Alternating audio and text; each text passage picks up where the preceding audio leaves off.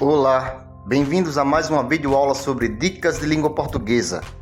E neste vídeo nós vamos falar sobre o que é aliteração e sobre o que é assonância, que são duas figuras de linguagem. E aí, você já sabe o que é aliteração e o que é assonância? Não? Então se liga neste vídeo para compreender o que é aliteração e o que é assonância, de maneira bem objetiva. Mas antes, eu peço que você já deixe seu like, se inscreva no canal e ative as notificações para acompanhar todos os novos vídeos do canal, tá certo? E então, a aliteração é uma figura de linguagem que consiste em repetir os fonemas consonantais, ou seja, os fonemas produzidos das consoantes. E esses fonemas consonantais, eles estabelecem alguns efeitos sonoros. Essa figura de linguagem é muito utilizada em textos versificados, como poemas e letras de músicas. No entanto, mesmo nos textos em prosa, pode também ocorrer a aliteração. Então vejamos alguns exemplos. Chove chuva, chove sem parar. Observe que aí nós temos a repetição do som CH em chove, em chuva e em chove mais uma vez. E aí nós temos a aliteração nesse fragmento de uma música aí do Jorge Benjor, ok? Então, por termos aí uma repetição consonantal, nós temos aí a aliteração. Veja um outro exemplo. A brisa do Brasil beija a balança. Um fragmento textual aí do Castro Alves. E aí percebemos que ocorre o som da consoante B repetidamente em brisa, em Brasil, em beija e em balança, ou seja, ocorre a aliteração. E ainda trouxemos um provérbio popular que é muito conhecido. O rato roeu a roupa do rei de Roma. E aí, obviamente, o som do R, o som da consoante R, repete-se várias vezes em rato, roeu, roupa, rei e Roma. Portanto, também é aliteração. Então, perceba que a aliteração é a repetição das consoantes, a repetição, melhor dizendo, do som das consoantes. Isso dito, agora a gente entra na assonância, que a assonância, por sua vez, também é uma figura de linguagem. No entanto, o som aqui não é das consoantes que se repete. A assonância é caracterizada justamente pela repetição de vogais, de forma a produzir uma sonoridade peculiar aos textos poéticos. Então, a diferença entre a assonância e a aliteração é que na aliteração, como vimos, ocorre a repetição de consoantes, ou seja, a repetição dos sons consonantais, enquanto na assonância a repetição sonora será de sons vocálicos, ok? Tenha muito cuidado, pois essas duas figuras de linguagem são consideradas vícios de linguagem e por isso devem ser evitadas em textos formais, como é o caso da redação, ok? Então vejamos alguns exemplos de assonância. E aí, apresentamos um fragmento do Machado de Assis, no qual apresenta mais de um exemplo de assonância. Percebam. Já raro e mais escasso, a noite arrasta o manto, e ver-te último pranto por todo o vasto espaço. Observe então que nós temos a repetição do som das vogais A em já, raro, mais, escasso, a, arrasta, manto, pranto, vasto, espaço. Observe aí a repetição do som da vogal A. E não é só isso, há também a repetição da vogal O em escasso, manto, o, último, pranto, por, todo, o, vasto, espaço. Perceba que realmente há casos aí de assonância, tanto na repetição do som do A, como também na repetição do som do U, ok? Então a assonância é a repetição do som de vogais.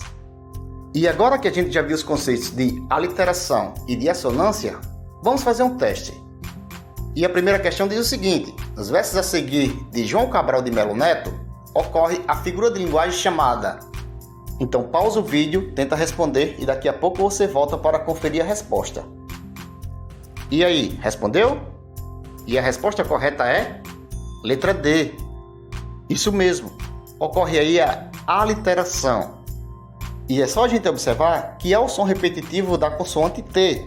Tela, entre, todos, tenda, entrem, todos, entretendo, todos, todo. Observe que aí há várias repetições da consoante T. Por isso ocorre realmente a aliteração. E se a gente analisar as outras alternativas, vai perceber que nenhuma delas apresenta-se aí como a repetição de sons, ok? Na letra A a gente tem eufemismo, na B antítese, na C silepse e na D sinestesia. O eufemismo trata a ideia de suavizar algo negativo. Inclusive aqui no canal já tem vídeo sobre eufemismo. Vou deixar aí o link na descrição, tá certo? A antítese trata sobre ideias opostas, ideias contrárias, ok? A silepse, por sua vez, trabalha com a ideia de concordância a partir de uma ideia, em vez da concordância gramatical.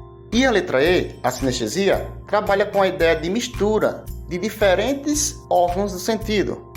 Portanto, realmente a resposta é aliteração, tá bom? E vamos a mais uma questão. Nos versos bomba atômica que aterra, pomba atônita da paz, pomba tonta, bomba atômica. A repetição de determinados elementos fônicos é um recurso estilístico denominado... Pausa o vídeo, tenta responder e daqui a pouco você volta. E aí, respondeu? E a resposta correta é letra D, aliteração. Como a gente viu, a aliteração vai realmente trabalhar com a ideia de repetição dos sons consonantais. Isso ocorre aí tanto com a repetição do som do B, do som do P, do som do T. No caso do B, bomba, pomba, ocorre mais de uma vez aí. No caso do P, pomba, duas vezes, paz. No caso do T, atômica, aterra, atônita, tonta, atômica mais uma vez. Então aí realmente ocorrem algumas vezes aliterações, não é? A gente percebeu tanto com a repetição do B, como do T, como do P, que no caso são repetições de sons consonantais, portanto, aliteração. E ainda temos mais uma questão. E vamos lá. Na frase ruivos, univos, há efeito entre as palavras, pois acontece um jogo entre elas por meio de figuras de linguagem, das quais podemos destacar a... Pausa o vídeo, tenta responder e daqui a pouco você volta, tá certo? E aí, respondeu? E a resposta correta é letra D. Isso mesmo, assonância.